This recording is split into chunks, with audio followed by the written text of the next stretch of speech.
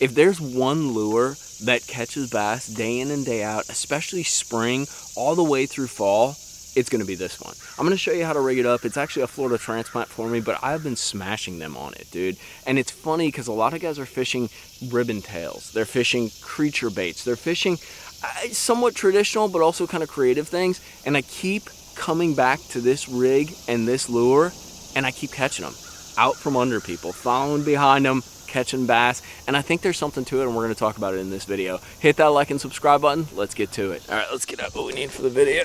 Into my secret stash, gentlemen. And this right here is what we're gonna need for the video. You're gonna laugh because some guys have big boxes of creature baits. I have big boxes of these guys right here, stick baits. The more I fish, the more I keep coming back to this one concept. And the concept is fish like things that don't do much. Because a lot of times in nature, things are pretty chill. Now, don't get me wrong, you're gonna get into those situations. You got schooling fish splashing all over, hitting bait, chasing bait. You got fish that react to crankbaits, whether it's on ledges or shallow. You know, you skip a dock with a jig and the jig's falling and they crush it. But overall, especially on pressured lakes or clear water lakes, I really find that fish don't want a bunch of action from anything, from their soft plastic, from their hard bait. They want it to be pretty subtle. And that's really what this video is about. Something that you can fish in a variety of different circumstances, a variety of different cover and structure, but that they eat continually, almost no matter what lake you're on and no matter what region, whether you're fishing a pond, whether you're fishing a river, whether you're fishing just some little like pocket like this on Lake Gunnersville. I swear to you, any lake in the country, from Canada to Mexico to Florida to a pond next door, you can catch bass on this deal. And there's two different little setups that I use on this. I really think location is the key when it comes to fishing. Finding the bass, you know, isolated cover, structure, you know, little ledges, little drops, understanding that.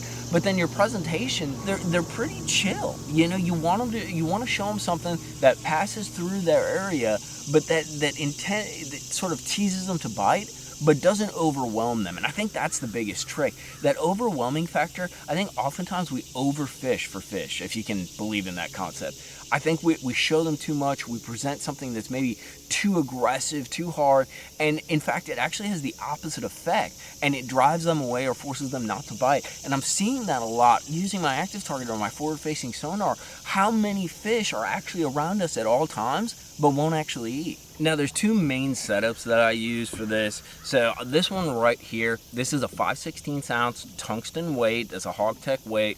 And then I have either a 3/0 or a 4/0 hook right there. And I like the O'Shaughnessy or the straight shank hook, only exception being if you're fishing around super thick, heavy cover.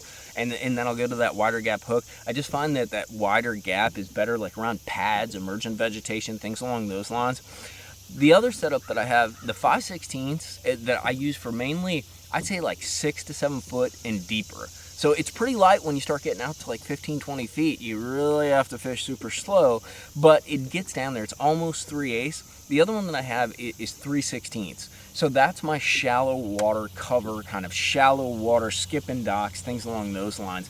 And those two weights, I know the 16th things always drive people nuts, but let me tell you, it literally makes a difference. Not an eighth, 3/16. Not a quarter, 3/16. Not 3/8, 5/16. There's one main color that I use for this. If you have moderately clear water, not big like muddy, dingy and that, but moderately clear, anywhere from like 1 to 2 to like anywhere like 10 foot, 12 foot, 20 foot visibility, Magic Craw. Magic Craw is one of the coolest colors because it has this iridescent sheen. I hope you guys can see this. It's basically a green pumpkin or kind of a greeny watermelon pumpkin along with this blue iridescence.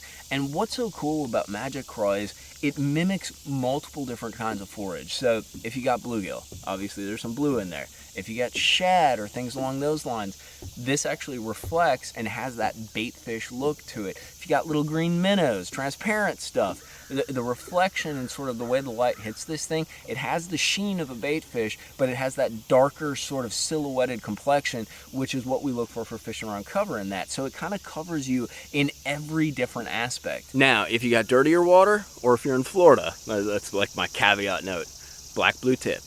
There's no other color. For some reason, that blue, it's one of those old school things where they used to talk about like what colors bass see and things along those lines.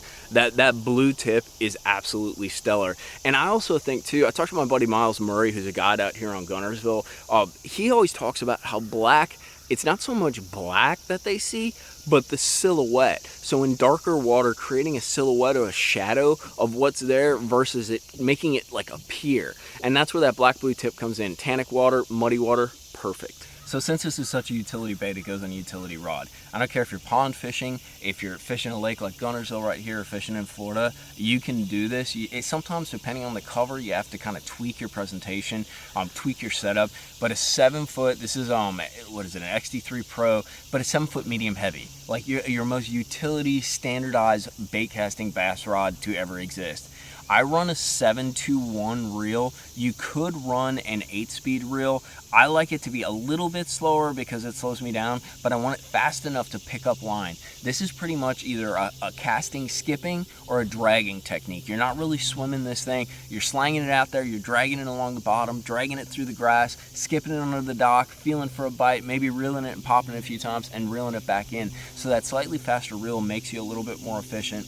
The thing that you're probably gonna have to change up depending on what you're fishing and where you are, is your line. So in general, I run 15-pound fluorocarbon. I fish this in Florida, around grass, not so much in it, like that thick kind of like hard grass, but up here in Guntersville, like I'll fish it in the eelgrass, I'll fish it in the hydrilla. I don't mind the lighter line, it just means I need to be a little more diligent when I'm landing the fish. But if you are in super thick stuff, look at like 40-pound braid, 50-pound braid, or up the ante to like 18-pound fluorocarbon. I'd recommend not going any heavier than 18-pound fluorocarbon. It just seems like you sort of, I don't know, mute any kind of shake or sort of that limpness and that good fall. Because one of the keys with this thing is I get bites dragging it, and then I get bites on the fall. It's a lot like when I'm kind of like tight lining a Ned. It has a very gliding action, but at the same time that tail slightly shakes, and the heavier line that you use, I think it sort of kills that sort of gliding, wobbling action. So you always want to err on the side of a little bit lighter line to get the most action out of the bait. But that's one of the keys with this. Everybody looks at a stick bait as something that's totally dead. And yes, it's pretty subtle action, but what actually ends up happening is, if you ever take a stick bait, actually I'm gonna challenge you. Take a stick bait, just like this. This is an ace, 5-inch ace, put it on your Texas rig, throw it out next to the boat, like 5 feet away, and reel it in. What you're gonna see happen is that tail, as you reel it, is gonna slightly wag. And that's what we talked about at the beginning of the video. Using something that's a little more subtle, kind of being a little more chill with your actions, that tail just slightly wags. As you're slow dragging it, as you pop it, you get that slight wag, and then you also get a wag on the fall. And I love that. It's absolutely subtle. You know, it stays in the bass's face, doesn't scare them away, and it works practically year long. So how do you fish it? My general approach is the following. If I'm fishing more open style water, so you got rocks, hard bottom, I'm gonna slang that thing out there, and I'm actually gonna put my rod to the side, much like you'd fish a Carolina rig, because I'm looking for the most bottom contact possible. And I'm gonna just slow drag it, grass. So if you're fishing grass, stuff like this, or a shallow grass that's just got little sprouts, or even that deeper grass that we find here on Guntersville on these grass ledges, the beauty of this bait is it comes through it super clean because it's a straight profile. There's nothing to get hung up. I like to have my rod at about a 45, and this is where guys make a lot of mistakes. They overlift, they overfish the bait. Even a stick bait, you would think you couldn't overfish a stick bait. You can.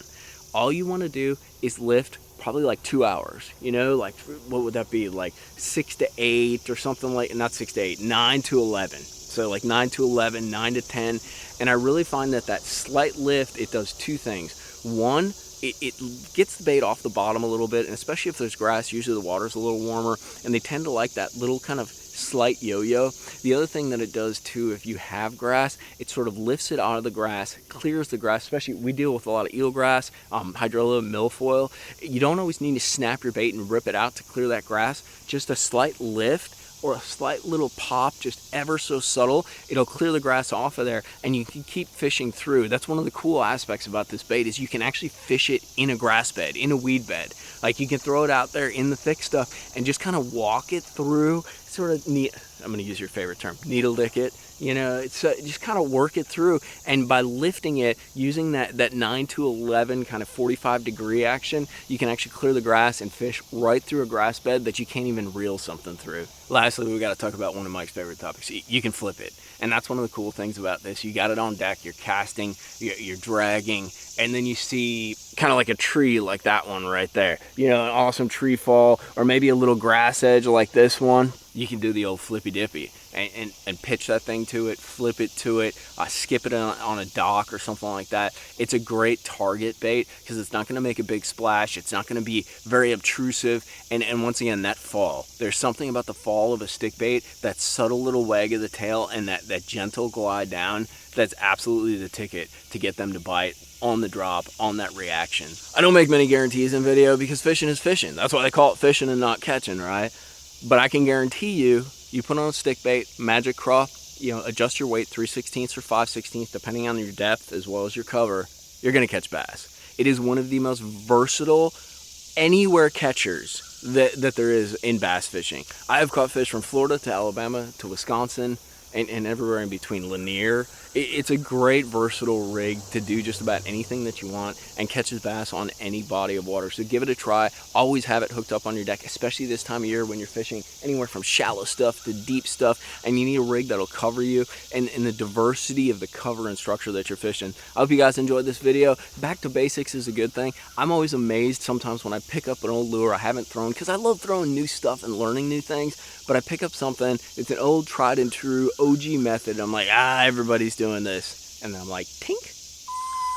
It's fun. Get back to basics sometimes. Rig that thing up. Let me know how it goes. Hit that like and subscribe button. Thank you guys for the grassroots support. We out.